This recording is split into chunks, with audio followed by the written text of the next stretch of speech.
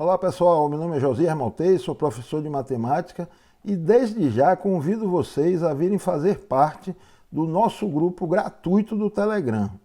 Por lá, com pelo menos meia hora de antecedência para o fechamento do mercado, a gente divulga qualquer atualização que precisemos fazer nesse time, no time de valorização, no time de tiro curto, porque até o sábado tem com esses jogos de meio de semana da Copa do Brasil, tem muito jogador provável que pode se tornar improvável. Então a gente tem que estar atentos à notícia. E é por lá que a gente coloca qualquer atualização que venha a ser necessário.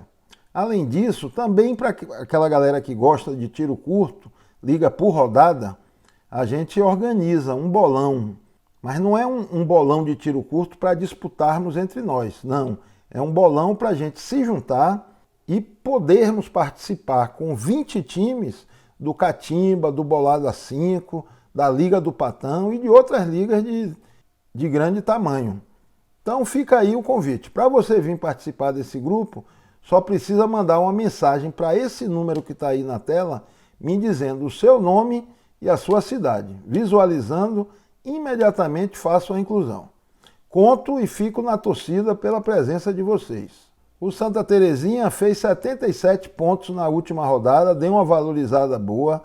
A gente começa a ficar um pouco sossegado no patrimônio, 157, mas é só um pouco, porque a gente ainda tem que valorizar mais. E dá para continuar valorizando.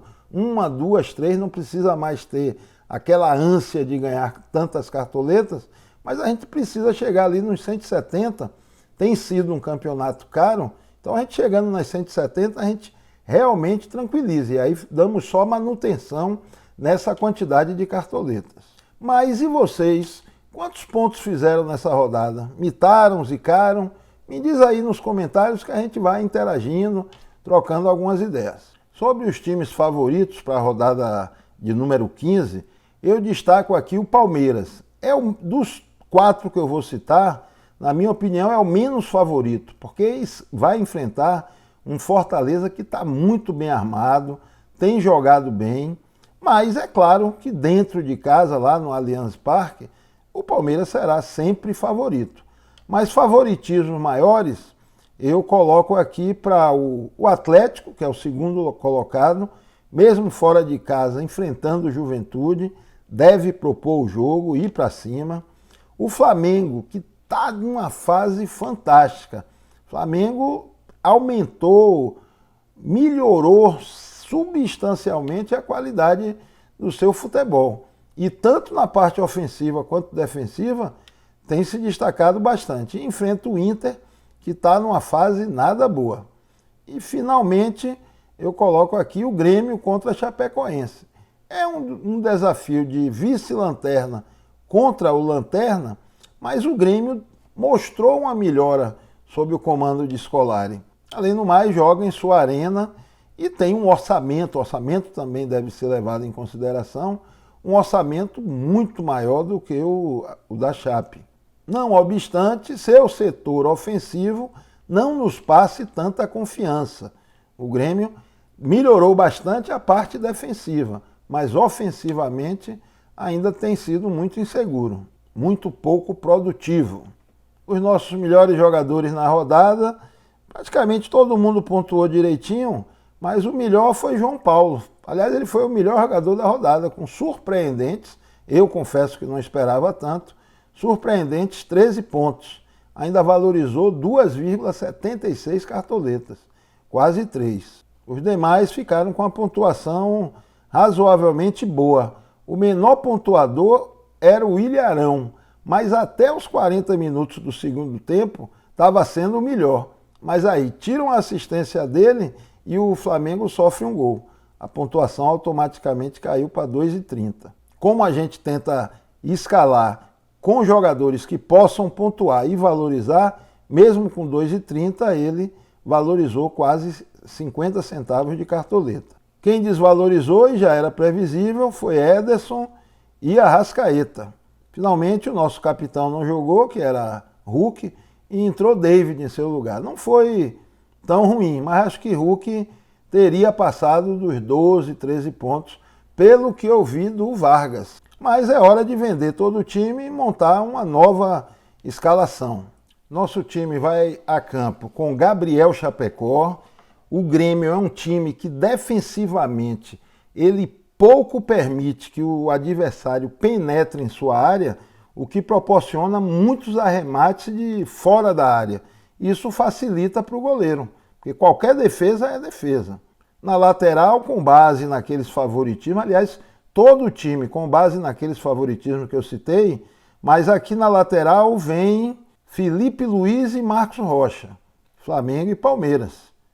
E na zaga, novamente, times favoritos. O Ilharão do Flamengo, zagueiro que não é zagueiro, é um volante. Isso aí possibilita que ele encoste muito mais na parte ofensiva e talvez, quem sabe, dê até uma assistência. E, eventualmente, faz um golzinho de cabeça. Outro lateral e que pode valorizar é o velho mito Jeromel, sempre uma boa opção. No meio de campo, Arrascaeta e Scarpa. E esse aqui eu estou com uma dúvida tremenda, eu não estou gostando muito da produtividade dele. Estava quase querendo deixar na geladeira. Mas como o Zaratio se machucou, e Zaratio estava encostando bastante na frente, acredito que ele volte a assumir essa função de encostar mais e mais nos atacantes. Então, mais uma oportunidade para o Nátio Fernandes. No ataque, um ataque de primeira, Gabriel, Bruno Henrique e Hulk. E montei o melhor time que eu considerava. Tinha tempo que não dava para escalar todos os jogadores que eu queria. Agora chegamos numa quantidade razoável de cartoleta e deu. Tanto que, como treinador, eu estou colocando o mais caro e que não tem uma tendência tão grande de valorização, que é Renato Gaúcho do Flamengo. Mas o Flamengo está gerando scouts, mesmo quando sofre gols. O time terminou custando 155 cartoletas. Ainda nos sobrou 2. Lutar para sempre manter essa folga.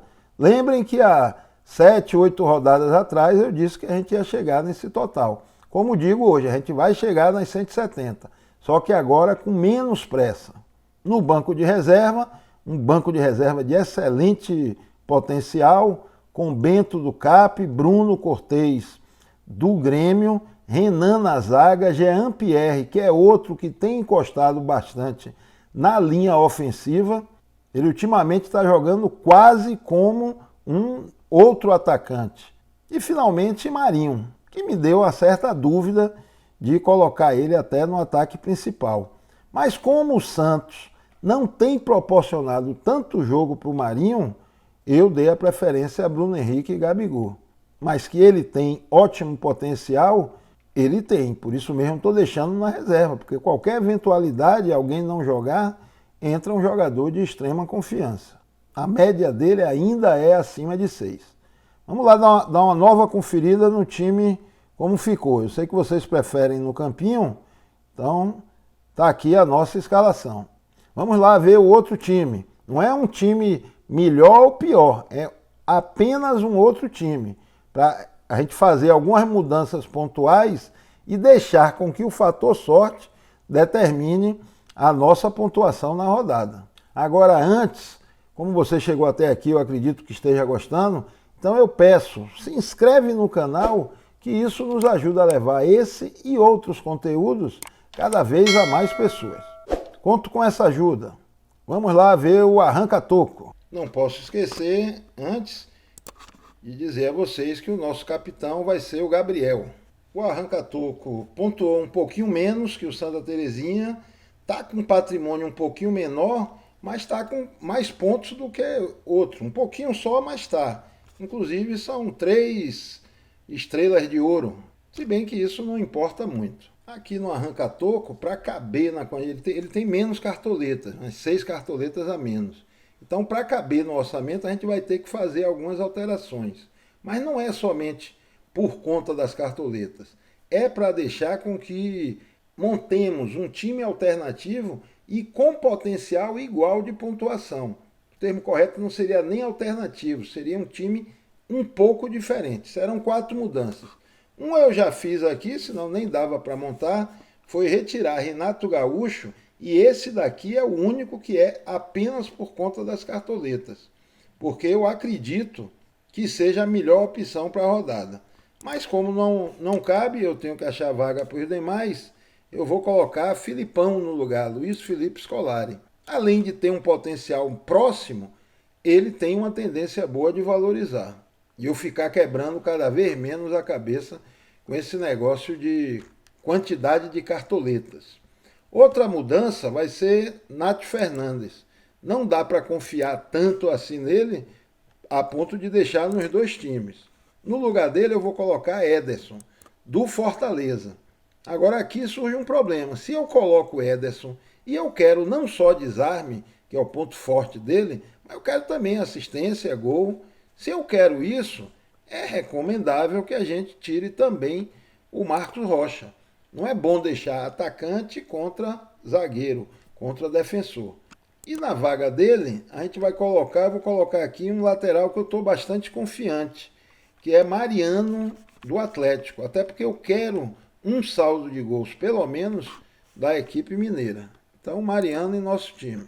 Finalmente, e esse aqui eu acho que é 6 por meia dúzia, o potencial deles é muito parecido, eu vou trocar o Scarpa pelo companheiro de time dele, que é o Rafael Veiga, que inclusive é o batedor de pênalti do time, o que é um scout de extrema importância para a gente. A zaga vai com, o banco de reserva vai com Bento, Bruno Cortez, Manuel, Jean-Pierre e Marinho. O time custou 148 cartoletas, também sobraram duas, dá para dar uma mexidazinha aí, se for o caso.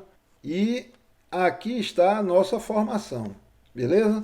Se gostou, deixa um like, que isso nos motiva a estar sempre produzindo material. Abração e uma boa rodada para todos nós.